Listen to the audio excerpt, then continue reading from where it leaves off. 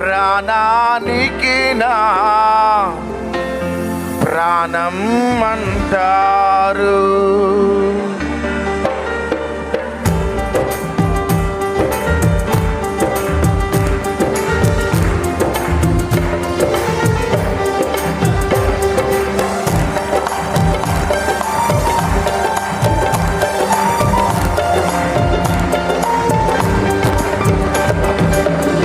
ఎవరెవరు ఎదురవుతుంటారు, ప్రాణానికి నా ప్రాణం అంటారు.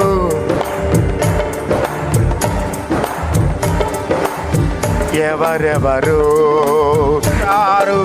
కష్టాలలో వారు కదలిపోతారు, కష్టాలలో వారు కదలిపోతారు. చివరికి యేసే నీతో ఉంటాడు, చివరికి యేసే నీతో ఉంటాడు.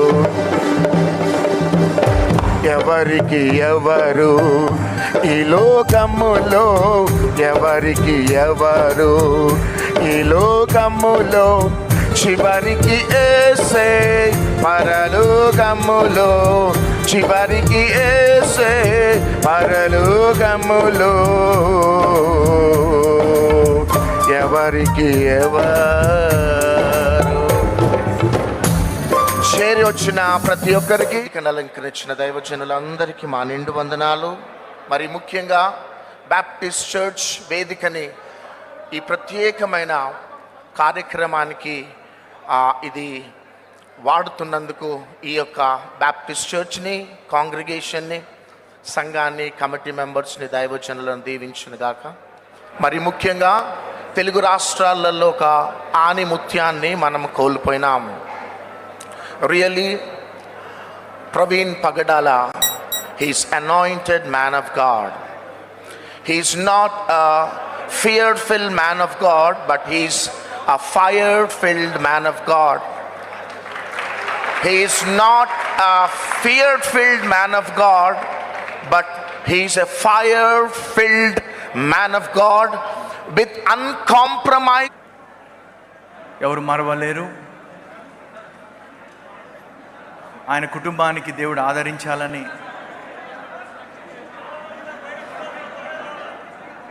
ప్రార్థిస్తూ, you'll always remember, we'll remember in your prayers, and may the Lord comfort you. దేవుడు న్యాయం చేస్తాడు, న్యాయం చేసే దేవుడు. న్యాయం జరిగి తీరుతుంది, జరిగి తీరుతుంది అంతే. May the Lord, all of us, మన responsibility to pray for such people who are in a situation of attraction. వీళ్ళున్న పరిస్థితిలో ఉన్న ప్రతి ఒక్క దైవజనుడి గురించి ప్రార్థన చేయాలి మనము.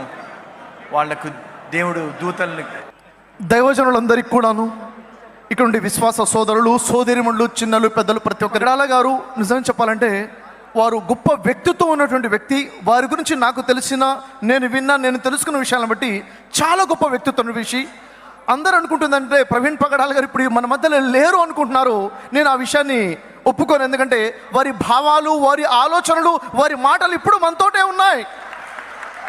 అయితే నేను ఇక్కడ మీ అందరినీ కోరుతుంది, దైవజనులందరూ నేను కోరుతుంది, మనలో ఎంతమంది ప్రవీణ్ పగడాల గారి భావాలతో పాటు నిల్చున్నాం? చేయొద్దండి.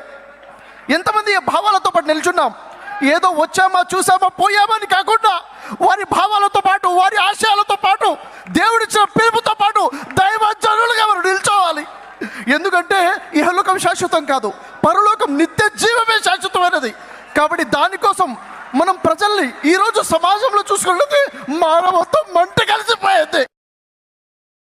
మనలో కనిపిస్తుందో సహోదరులు కలిసి ఉండుట ఎంత మేలు, ఎంత మనోహరము. మనం అందరం కూడా శ్వాసలు అనేక సంఘాలుగా విడిపోయి ఉన్నాం కాదు, మనకు కావాల్సిందే ఐక్యత. సోదరులారా, నేను మీ అందరితో పాటు కలిసి నిల్చున్నాను అని చెప్పడం కోసమే ఇక్కడ వచ్చాను. మీ అందరితో పాటు నేను ఉన్నాను అని చెప్పడం కోసం నేను ఇక్కడికి వచ్చాను. కలిసి నిలబడదాం, కలిసి ఐక్యత కోసం నిలబడదాం. మన భారతదేశాన్ని ఒక ఐక్యతగా చేసుకునే మనం పూర్తి ప్రయత్నం చేద్దాం. ఒక్క నిమిషం ప్రార్థిద్దాం. కృపగల తండ్రి, ప్రేమగల తండ్రి, ఆశ్చర్యకరుడ, ఆలోచనకర్త, నిత్యుడగు సమాధానకర్త యొక్క అధిపతి, సృష్టిని సృష్టించిన సృష్టికర్త, నీ కుమారుడైన యేసుని సర్వ మానవుల కొరకు, నా కొరకు, మా కొరకు ప్రాణం పెట్టి రక్తము చిందించి 3వ దినాన తిరిగి లేచి మీ పరిశుద్ధాత్మను పంపించి సమస్త సృష్టికి వెళ్ళి సువార్త ప్రకటించమన్న ఆదేశం ప్రకారం ఇక్కడున్న దైవజనులు 45 సంవత్సరాలు నిన్నంత చివరికి నీ కొరకు ప్రాణం పెట్టిన ప్రవీణ్ దైవజనులు పడగాల వారు మీతో ఇప్పుడు పరలోకంలో డ్యాన్స్ చేస్తున్నారు ప్రభువా. అయితే వారి కుటుంబం, భార్య, పిల్లలు, బంధువులు, ప్రియులు ఎంతో విచారంలో మునిగిపోయారు. ప్రభువా, నేను నిన్న రాజమండ్రి నీ ప్రేరేపణ ద్వారా వెళ్ళినప్పుడు అక్కడ జరిగిన అవినీతిని చూశాను, అక్రమాల్ని చూశాను, అసత్యాన్ని చూశాను. అయ్యో, క్రైస్తవులందరూ ఏకము లేనందువల్లే కదా ఈరోజు మణిపూర్లో లక్షల మంది లేచి నిలవబడి ఆయన సన్నిధికి, ఆయన కవిగట చేర్చుకున్నారని చెప్పడంలో ఏ సందేహం లేదు. ఆ క్రైస్తవ సమాజం మరింత ధైర్యముగా, మిక్కటమైన ఐక్యత కలిగిన వాళ్ళమై మనమందరము ఒక్కటే అనే సంకేతం ఇది మొదలుకొనైనా ప్రపంచానికి మనం తెలియపరచగలిగితే ఈ ప్రభంజనం ఎదుట ఏ పాతాళపు పునాదులు కూడా నిలవబడలేవనే సందేహమే లేదు. ప్రభు చెప్పారు, గోధుమ గింజ భూమిలో పడి చావకపోతే అది బహుగా ఫలించదని. ఒక సేవకుడు ప్రభు నందు నిద్రించారు. ఇలాంటి యవన బిడ్డల కోత విస్తారమై ఉండగా, నిజమే వాస్తవంగా సేవ చేయాల్సింది సేవకులు, కానీ వారు వ్యాపారాలు చేసుకుంటూ తక్కువగా ఉన్నారు కనుక 2 రకాలుగా సామాజికంగాను దేవుని సంఘాలకి ప్రయోజనకరమైన పాత్రగా ప్రభు వారిని వాడుకున్నారు. మంచి పోరాటాన్ని పోరాడారు. నిశ్చయముగా నా తండ్రి వాడబారని కిరీటముతో వారిని అలంకరించి పరలోకంలో మనందరి ముందు ఆయనని ప్రశంసించును గాక. సమయాన్ని